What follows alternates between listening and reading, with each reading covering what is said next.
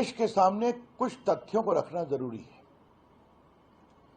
लगभग 23.5 लाख बच्चों ने नीट की परीक्षा में आवेदन दिया था और बैठे थे। 23.5 lakh students took part in the NEET examination of 2024. ये एग्जामिनेशन 571 सिटीज में 4,750 सेंटर्स पे हुआ था। This examination was conducted in about 571 cities at 4,750 centers. खुद सरकार की ओर से सीबीआई इंक्वायरी दे दी गई थी। सीबीआई की ओर से आरंभिक अपने इन्वेस्टिगेशन में बताया गया कि हजारीबाग और पटना और एक आध जगह और मिलाकर करके 155 कैंडिडेट के बारे में शिकायत आई है और 155 उम्मीदवारों का कैंडिडेचर कैंसिल कर दिया गया है और जो इन सभी 155 कैंडिडेट्स के मार्क्स की तुलना की गई तो सिर्फ एक को 570 मार्क्स आया था, जो रिस्पेक्टेबल मार्क है। सुप्रीम कोर्ट ने 22, 23 और 24 के एग्जामिनेशन के सारे रिजल्ट्स को एग्जामिन भी किया और ये पाया कि कोई इसमें एनोमली एक्स्ट्रॉर्डनरी नहीं पाई गई। जो पहले के रिजल्ट होते थे उसी के अनुसार ये भी रिजल्ट है। तो सुप्रीम कोर्ट ने कहा कि अब कोई आवश्यकता नहीं है दोबारा परीक्षा कराने की, क्योंकि इसके कारण बहुत केओस होगा, बच्चों का सेशन गड़बड़ होगा। जिन्होंने ईमानदारी से परीक्षा दी है उनका भविष्य अंधकार में जाएगा। जो एससी, एसटी, ओबीसी के रिजर्वेशन के बच्चे हैं उनको परेशानी होगी। इसलिए कोर्ट ने कहा कि हम इस पूरे परीक्षा को कैंसिल नहीं करेंगे और उन्होंने सरकार की बात को मान लिया और कहा कि आप काउंसलिंग करिए।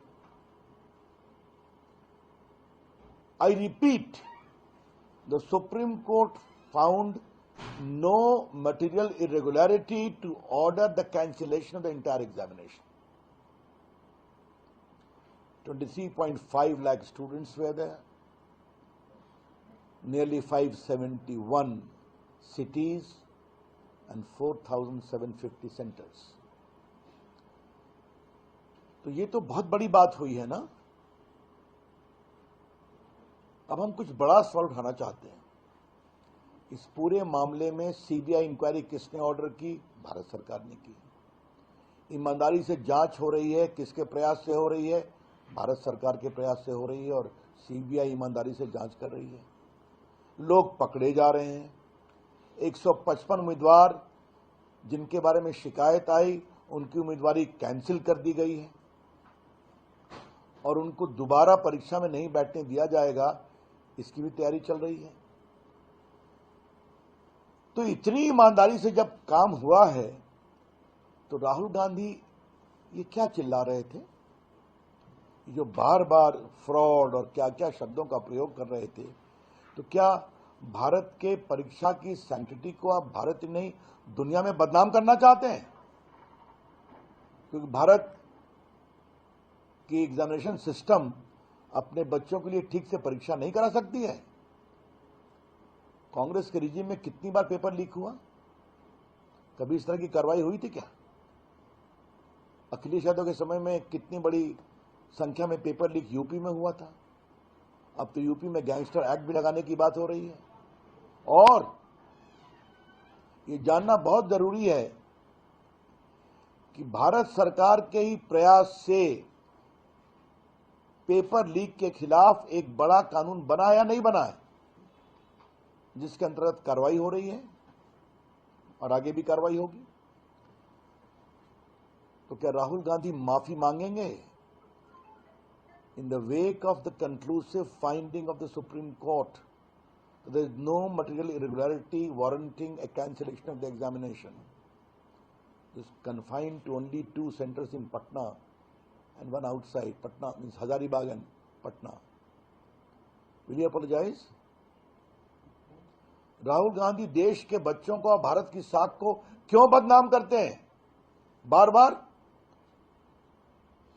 होमवर्क करते नहीं, चीजों को समझने की कोशिश करते नहीं, किसी ने चिट दे दिया और लगते हैं भारत की छवि को खराब करने। ये ठीक नहीं है। पार्टी की ओर से हम बहुत भर्त्सना करते हैं विपक्ष के रवैये की और विशेष रूप से राहुल गांधी के रवैये की।